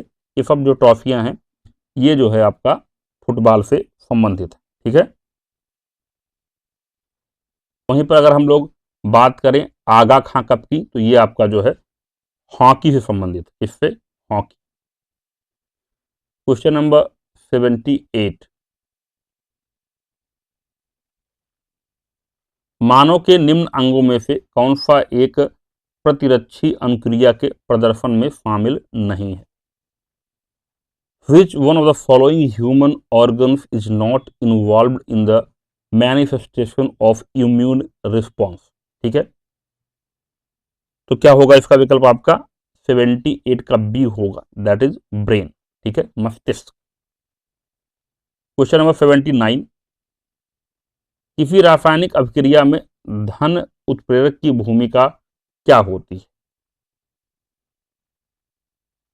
What is the role of a positive catalyst in a chemical reaction? ये क्या करता है? It increases the rate of reaction, यानी यह अभिक्रिया की दर को बढ़ाता है। विकल्प ए आपका सही हो जाएगा। आप लोगों को ये जो टॉपिक है अच्छे से पढ़ाया गया है, लूसेंट जो आपकी विज्ञान वाली क्लास है, तो उसको देख लीजिएगा, वहां पे ईच एंड एवरी पॉइंट को अच्छे से एक्सप्लेन किया गया है। क्वेश्चन नंबर 80, शिशु पोषक बेबी फीडिंग बोतलें तथा शीतल पेय यानी सॉफ्ट ड्रिंक्स बोतलें सामान्यतः बनी होती हैं। ये किसकी बनी होती हैं? ये बनी होती हैं पॉलीस्टाइटीन की, ठीक है, पॉलीस्टाइटीन की। क्वेश्चन नंबर 81, 81 क्या बोलता है? वैक्सीनेशन शब्द की व्युत्पत्ति एक लैटिन शब्द से हुई है, यह शब्द किससे संबंधित है? तो ये शब्द जो है गाय से संबंधित है, ठीक है। वैक्सीन शब्द की उत्पत्ति जो है किससे हुई है? वैका, VACCA से हुई है, जिसका अर्थ क्या होता है? गाय। क्वेश्चन नंबर 82, पायरेक्स कांच के अधिक सामर्थ्य के लिए निम्न में से क्या मिलाया जाता है? तो इसमें मिलाया जाता है आपका बोरेक्स, ठीक है। पायरेक्स ग्लास को बोरोसिलिकेट ग्लास भी कहते हैं और बनाने के लिए बोरोन ट्राइऑक्साइड B2O3 मिलाया जाता है, ठीक है। तो आपका क्या होगा? पायरेक्स कांच के लिए आपका इसका जो है विकल्प डी सही होगा, बोरेक्स। क्वेश्चन नंबर 83, निम्न में से कौन सा रसायन ताप पर जो है पकाने वाले खाद्य पदार्थों में मधुरक के रूप में प्रयुक्त होता है, जो कि कैलोरी नहीं देता है? ये आपका क्या है? सुक्रालोस, ठीक है। सुक्रालोस एक कृत्रिम मधुरक है जो कि सुक्रोज या ट्राइक्लोरो डेरिवेटिव है, या अत्यधिक ताप यानी हीट स्टेबल होता है, जिसका अर्थ है कि उच्च खाना पकाने और बेकिंग तापमान पर अपनी मिठास नहीं खोता है, यह कोई कैलोरी नहीं देता है। क्वेश्चन नंबर 84, सूची 1 ईंधन गैस, सूची 2 प्रमुख अवयव, ठीक है, बहुत इंपॉर्टेंट टॉपिक है। पहला है आपका सीएनजी। तो सीएनजी में क्या होता है? सीएनजी में आपका मीथेन, इथेन, हाइड्रोजन हो जाएगा, ठीक है। अगला है आपका कोल गैस। कोल गैस में क्या होगा? हाइड्रोजन, मीथेन व कार्बन मोनोऑक्साइड हो जाएगी। एलपीजी में क्या होगा? प्रोपेन और ब्यूटेन हो जाएगा, यानी सी का 2 हो जाएगा। भाप अंगार गैस में क्या होगा? कार्बन मोनोऑक्साइड व हाइड्रोजन, यानी डी का 1 हो जाएगा, ठीक है। तो ए का 3, डी का 1, तो आपका एक ही विकल्प में है, यानी सी विकल्प आपका सही होगा। क्वेश्चन नंबर 85, बेकिंग सोडा के संबंध में निम्नलिखित में से कौन सा कथन सही नहीं है पूछा गया, ठीक है, नहीं पूछा गया। पहला है इसका प्रयोग सोडा अम्ल अग्निशामक में होता है, ये आपका सही है। यह भोजन पकाने की क्रिया को तीव्रतर करने के लिए मिलाया जाता है, ये भी सही है। यह एक संचारी क्षारक है, जो कि गलत है, ठीक है। यह अमाशय में अम्ल के आधिक्य को निष्प्रभावी करता है, ये भी आपका सही है। तो कौन सा विकल्प आपका गलत है? विकल्प सी। तो यहाँ पर दिया गया है यह एक संचारी क्षारक है। यह एक संचारी क्षारक नहीं है, बल्कि यह क्या होता है, यह एक हल्का यानी माइल्ड असंचारक है, यानी नॉन कोरोसिव क्षारीय नमक है। क्वेश्चन नंबर 86, निम्नलिखित में से कौन से रासायनिक परिवर्तन का या के उदाहरण हैं? पहला है आपका सोडियम क्लोराइड का क्रिस्टल, बर्फ का गलना, दूध का अस्कंदन। तो इसमें रासायनिक परिवर्तन कौन सा है? तो हो जाएगा आपका बी, केवल 3, दूध का अस्कंदन। रासायनिक परिवर्तन क्या होता है? वह परिवर्तन जिसमें पदार्थ के रासायनिक संगठन में परिवर्तन होता है और एक नया पदार्थ बनता है। यह परिवर्तन आमतौर पर अनुत्क्रमणीय होता है, यानी इरिवर्सिबल होता है। क्वेश्चन नंबर 87, पाचन तंत्र के किस अंग की आकृति अंग्रेजी वर्णमाला के अक्षर जे के समरूप होती है? वो कौन सा अंग है? ये है आपका आमाशय यानी स्टमक। ठीक है। क्वेश्चन नंबर 88, संतुलित रासायनिक समीकरण किस नियम के अनुरूप होता है? ये होता है आपका द्रव्यमान संरक्षण का नियम। ठीक है। अगला है आपका क्वेश्चन नंबर 89, सूची 1 को सूची 2 से सुमिलित कीजिए। पहले में दिया है उपकरण का नाम, दूसरे में दिया गया है नापे गए तत्व का नाम। ठीक है। तो पहला है आपका स्लिंग फाइक्रोमीटर। तो ये क्या है, क्या मापता है? ये सापेक्ष आर्द्रता। अगला है आपका पेडोमीटर, ये क्या जो है मापता है? दूरी। अगला है आपका स्पेक्ट्रोमीटर, ये क्या नापता है? ये विकिरण ऊर्जा। अगला है आपका पिक्रोमीटर, ये क्या मापता है? आपका ठोस की मात्रा। तो आपका ए का 4, सॉरी क्या था आपका? फाइक्रोमीटर, ये था आपका सापेक्षिक आर्द्रता, यानी ए का 3 हो जाएगा पेडोमीटर, बी का 4 हो जाएगा, 3 4। तो 3 4 अभी आपका 2 में है। इसके अलावा आपका स्पेक्ट्रोमीटर यानी सी का क्या होगा? आपका 2 होगा, और पिक्रोमीटर ठोस की मात्रा यानी डी का 1 होगा। तो 2 1, यानी विकल्प बी आपका क्या होगा? सही होगा। क्वेश्चन नंबर 90, किस एंजाइम की उपस्थिति के कारण एचआईवी अपना आकार अक्सर बदल देता है? तो आपके विकल्प क्या क्या हैं? विकल्प है आपका न्यूक्लियोओडिटेस एंट्रोकाइनेस, वैक्यूलिओटिडेस, रिवर्स ट्रांसक्रिप्ट। क्या आपका उत्तर सही होगा? रिवर्स ट्रांसक्रिप्ट की वजह से। क्वेश्चन नंबर 91, निम्नलिखित में से कौन सा सही सुमेलित नहीं है?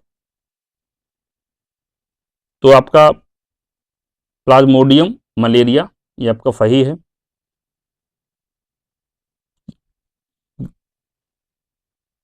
विब्रियो कॉलेरा जो है, इसकी वजह से आपका हैजा होता है। फिरनिया पेस्टिस से आपका प्लेग होता है। साल्मोनेला यहाँ पे दिया गया कुष्ठ, जो कि गलत दिया गया है। साल्मोनेला जो होता है इसको बोलते हैं, जो आपका कुष्ठ रोग होता है इसको बोलते हैं आपका हैंसेन रोग, और ये होता है आपका माइक्रोबैक्टीरियम लेप्री की वजह से। ठीक है। ये आपका एक जीवाणु होता है जिसकी वजह से आपका ये कुष्ठ रोग यानी हैंसेन रोग होता है। वहीं पर अगर हम बात करें साल्मोनेला की, तो ये जो है एक बैक्टीरिया होता है जो कि आंतों को प्रभावित करता है। साल्मोनेलोसिस या टाइफाइड बुखार जो है इसके कारण होता है। ठीक है। क्वेश्चन नंबर 92, सूची 1 को सूची 2 से मिलाना है। पहला है आपका भंजन यानी क्रैकिंग। तो क्रैकिंग का जो मैच होगा वो क्या होगा? पेट्रोलियम। अगला है आपका प्रगलन। प्रगलन का मतलब होता है स्मेल्टिंग, यानी बी का क्या होगा? तांबा। अगला है आपका हाइड्रोजनीकरण, ये आपका मैच करेगा आपको किससे? खाद्य वसा, सी का 4, और वल्कनीकरण वल्कनाइजेशन, ये आपका होगा रबर, डी का 1। तो कौन सा विकल्प आपका सही होगा? विकल्प बी आपका सही होगा। अगर भंजन की बात करें क्रैकिंग की, यह वह प्रक्रिया है जिसमें बड़े हाइड्रोजन कार्बन अणुओं को छोटे और अधिक उपयोगी अणुओं में तोड़ा जाता है। यह पेट्रोलियम उद्योग में महत्वपूर्ण भूमिका निभाता है। ठीक है। अगला है आपका प्रगलन, स्मेल्टिंग। यह एक धातुकर्म प्रक्रिया है जिसमें किसी धातु को उसके अयस्क से निकालने के लिए उच्च तापमान का प्रयोग किया जाता है। यह तांबा, लोहा और जफ्ता जैसी धातुओं के उपयोग के लिए किया जाता है। अगला है आपका हाइड्रोजनीकरण। यह एक रासायनिक प्रक्रिया है जिसमें असंतृप्त यौगिकों में हाइड्रोजन परमाणुओं को जोड़कर संतृप्त यौगिक प्राप्त किए जाते हैं। इसका व्यावसायिक उपयोग खाद्य तेलों, असंतृप्त वसा को ठोस वसा, वनस्पति घी में परिवर्तित करना है। अगला है आपका वल्कनीकरण, वल्कनाइजेशन। यह प्राकृतिक रबड़ के भौतिक गुणों को बेहतर बनाने के लिए सल्फर के साथ गर्म करने की प्रक्रिया है। इससे रबड़ अधिक कठोर और टिकाऊ बन जाता है। क्वेश्चन नंबर 93, निम्न में से कौन सी आवृत्ति एक सामान्य मनुष्य द्वारा सुनी जा सकती है? तो यह है आपका 20 किलो हर्ट्ज। 20 किलो हर्ट्ज ये आपका श्रव्य सीमा के भीतर आता है। ठीक है। क्वेश्चन नंबर 94, निम्न में से किस ऊतक में पुनर्जन्म की शक्ति, पावर ऑफ रीजनरेशन, सबसे कम होता है? तो आपका कौन सा विकल्प सही होगा? तंत्रिका ऊतक। ठीक है। तो ये पूरा चैप्टर जो है अच्छे से आपको समझाया गया है लूसेंट साइंस वाली क्लास में, तो उसको देख लीजिएगा आप लोग। ठीक है। Question number 95, Thomas Clifford Albert किसके आविष्कारक से या किसके आविष्कार से संबंधित हैं? तो इन्होंने किया था किसका आविष्कार? क्लिनिकल तापमापी का। ठीक है।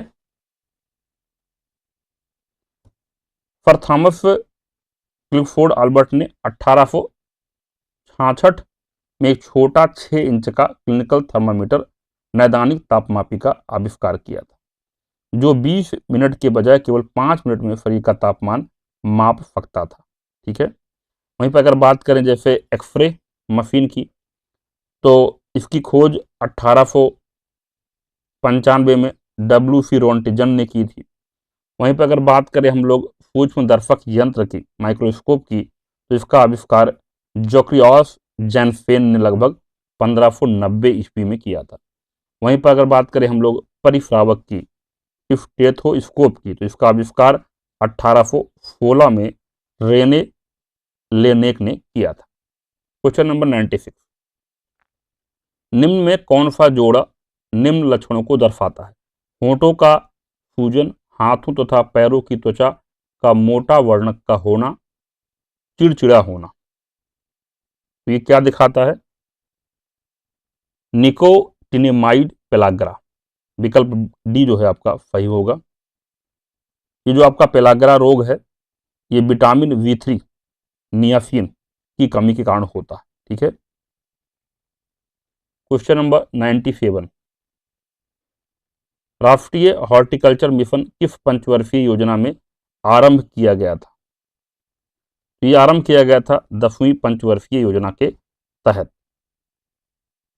राष्ट्रीय हॉर्टिकल्चर मिशन वर्ष 2005-06 में शुरू किया गया था 10वीं पंचवर्षीय योजना के दौरान, जिसका ईयर था 2002 से 2007। ठीक है। यह एक केंद्र प्रायोजित योजना के रूप में आरंभ की गई थी और इसका जो मेन मोटिव था देश में बागवानी क्षेत्र के समग्र विकास को बढ़ावा देना, जैसे फल, सब्जियां, फूल, मसाले आदि। यह योजना बाद में 2014-15 के दौरान mission for integrated development of horticulture यानी MIDH का हिस्सा बन गई। क्वेश्चन नंबर 98, किस समिति की सिफारिश पर 1 जुलाई 1955 को इंपीरियल बैंक का राष्ट्रीयकरण कर स्टेट बैंक ऑफ इंडिया की स्थापना की गई थी? तो समिति का नाम क्या है? गोरेवाला समिति। ठीक है। क्वेश्चन नंबर 99, भारत में बेरोजगारी के आंकड़े प्रकाशित करता है, ये कार्य है आपका राष्ट्रीय प्रतिदर्श सर्वेक्षण कार्यालय का, नेशनल सैंपल सर्वे ऑफिस का, NSFO का। ठीक है। क्वेश्चन नंबर 100, जुड़वा घाटा किसे कहते हैं? ये घाटा होता है आपका राजकोषीय घाटा एवं चालू खाता घाटा। फॉ का क्या होगा? सी होगा। जुड़वा घाटा यानी ट्विन डिफिसिट। ठीक है। शब्द का प्रयोग उस स्थिति का वर्णन करने के लिए किया जाता है जब किसी देश की अर्थव्यवस्था में एक साथ दो प्रमुख घाटे होते हैं, यानी राजकोषीय घाटा फिजिकल डिफिसिट और चालू खाता घाटा करंट अकाउंट डिफिसिट। ठीक है। और राजकोषीय घाटा कब होता है? जब सरकार का कुल व्यय उसके कुल राजस्व यानी उधार को छोड़कर से अधिक हो जाता है, जिसका अर्थ है सरकार को अपने खर्चों को पूरा करने के लिए उधार लेना पड़ता है। वहीं पर चालू घाटा कब होता है? जब किसी देश का आयात उसके निर्यात यानी वस्तुओं और सेवाओं दोनों से अधिक हो जाता है, जिससे विदेशी मुद्रा का बहिर्वाह होता है। ठीक है। और ये दोनों मिलकर आपस में क्या बनाते हैं? राजकोषीय घाटा और चालू खाता घाटा बनाते हैं आपका जुड़वा घाटा यानी ट्विन डिफिसिट। ठीक है। तो जो छात्र वीडियो को देखते हुए लास्ट तक पहुंचे हैं, कृपया कमेंट करें आई हैव डन इट। इससे पता चलता है कि भाई कितने छात्र जो सीरियस हैं इस सीरीज को लेकर। ठीक है। बिकॉज ये जो सीरीज बन रही है बहुत ही हार्ड वर्किंग सीरीज बन जाती है। ठीक है। क्योंकि इसमें आपका कंप्लीट एक्सप्लेनेशन होता है, ईच एंड एवरी पॉइंट को डिस्कस किया जाता है। ठीक है। मैथ्स भी होती है, इंग्लिश भी होती है, हिंदी भी होती है। ठीक है। तो जो लोग इस सीरीज को लेकर ज़्यादा सीरियस है प्लीज वो लोग कमेंट करें ताकि इससे आइडिया लगे और इसको जो है टाइमली बाउंड में जो है इसको पूरा कराया जा सके। ठीक है। और बिहार दरोगा के और भी टेस्ट सीरीज जैसे मार्केट में है जो मेन अगर उनको आप लोगों को चाहिए तब भी आप लोग कमेंट करके बताइए कितने छात्र जो है सीरियस हैं इस सीरीज को लेकर। ठीक है। साथ में आप लोगों के लिए बिहार दरोगा की प्लेलिस्ट बनी है, उसको फॉलो करते रहिए, दोस्तों को शेयर करिए। ठीक है। और चैनल के बारे में जो है और भी छात्रों को जोड़ें। वीडियो देखने के लिए बहुत बहुत धन्यवाद।